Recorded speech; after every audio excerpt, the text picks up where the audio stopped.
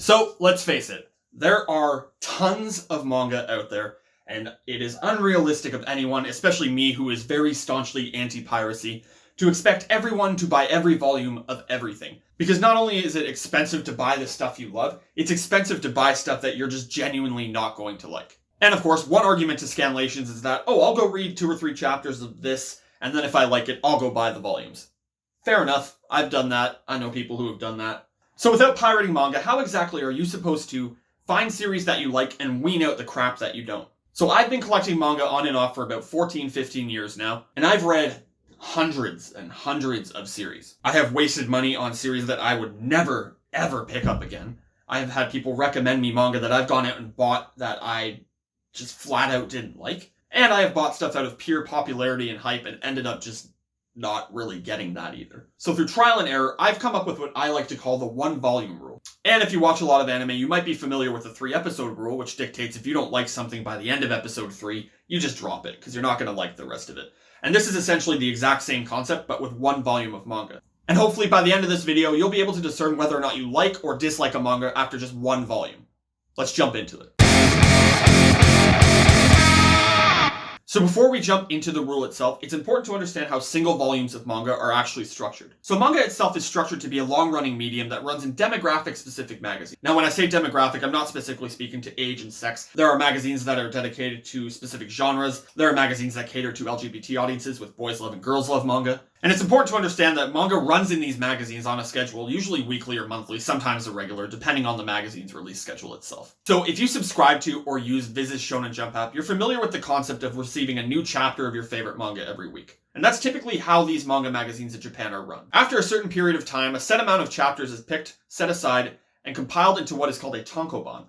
Tankobon, of course, you are familiar with when you go to a bookstore or order online and you receive it in the mail. Now, more often than not, tankobons contain a few extra tidbits to incentivize a reader of a magazine to actually go out and buy these copies. And that could be anything from character sketches, old concept art, even 4 komas and omake chapters. And in some cases, there are manga chapters that aren't quite finished that run in magazines. For example, Black Clover, a few chapters here and there back during the Elf arc, weren't exactly finished and polished, but were released anyway, presumably due to time constraint. And when they were released in tankobon format, they were all cleaned up, everything looked nice and professional. So it's kind of like buying the Blu-ray or DVD of an anime that you watched on Crunchyroll. Now, especially with long-running series, it might be hard to tell whether or not you're going to like it in the long run, because there are definitely series where some arcs drag on longer than others. There are some arcs that just fall flat and don't work for the series, and there are some arcs that are just fantastic, but they take forever to get to. And this, of course, brings us to the 1 volume rule. And the first part of this rule is called the hook. Generally, the way that printed manga is structured is that it ends off with a chapter that will entice the reader into going on to the next volume. Just a couple examples off the top of my head just to give you a clear understanding of this. At the end of Hunter x Hunter Volume 1, the mist and fog kind of clears. You see a couple of exam goers with playing cards stuck in their foreheads. And then you see Hisoka cackling menacingly as he introduces himself to Gon. And another example of this is at the end of Ajin Volume 1, where Kei declares his intent to kill Tanaka and Sato. So if by the end of Volume 1 you don't feel a strong urge or a genuine curiosity for what comes next, there's a very good chance that this manga is just not going to be for you. Now, of course, this doesn't apply to absolutely every single manga, which brings us to the second part of this rule,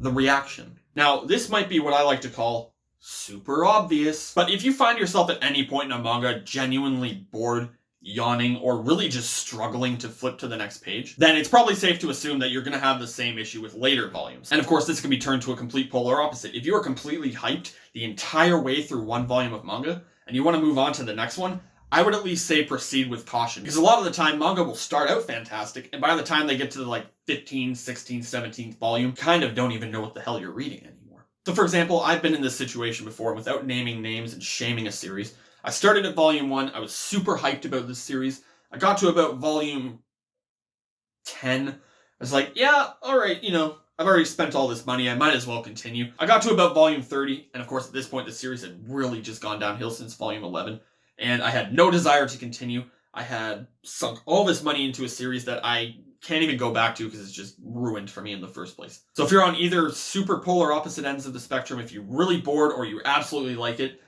either drop it or proceed with caution. And the final part to the 1 volume rule is the style. Now this sounds like I'm going to start talking about, oh, I don't like how the art looks, so I'm not going to bother with this. Or, I really like how the art looks, I'm going to buy all of this. What I'm actually going to talk about is whether or not you're actually passively or actively noticing the art. So if you are aware of the art because it is very engaging, it's beautiful, it's just genuinely gorgeous to look at. You can stay on a page for longer than 10 minutes. That is a very good sign that you're going to like this volume and future volumes in a series, or even by the author. However, if you are very aware of the art because it is very janky and you don't like it, and it's just really sticks out to you that you are reading a manga, like you are not engaged by any stretch of the imagination, just run the hell away. Put the book down, throw it in the dumpster or something, and then just get the hell out of Dodge. Now, on the other side of this, if you're genuinely not noticing the art because the story is just so enthralling, this can be a good or a bad thing, and it's entirely up to you. Now, there's a principle to web and graphic design that states the best designed work is one the user doesn't notice. Now, this definitely probably realistically shouldn't translate to a medium that is heavily reliant on art itself, but it's just some food for thought. If you're genuinely enjoying the story and the art not being that great is not that much of an issue to you, it's definitely your call. Personally, if it was me, I wouldn't continue a manga if the art was garbage, but the story was phenomenal.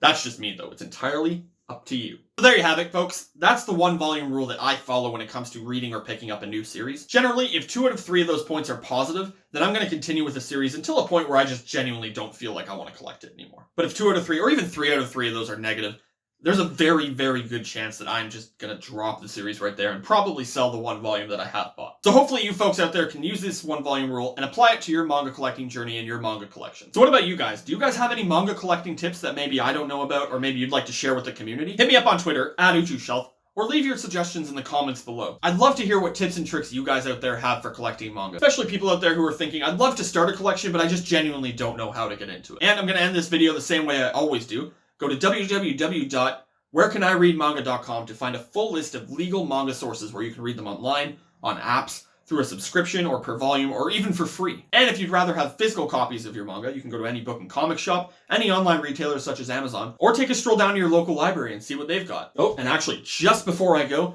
over to Twitter and follow @MangaPodcast. Me and my good friend Callum from On the Shelf are starting a brand new manga and anime podcast called Between the Shelves. Our first episode's going to drop at the end of September, where we're going to be talking about... no, I can't give it away. You guys are going to have to stay tuned. It's going to be a very, very great first episode. And until next time, folks, happy reading. Oh, is it done? Oh, cool. 1, 2, 3, 4!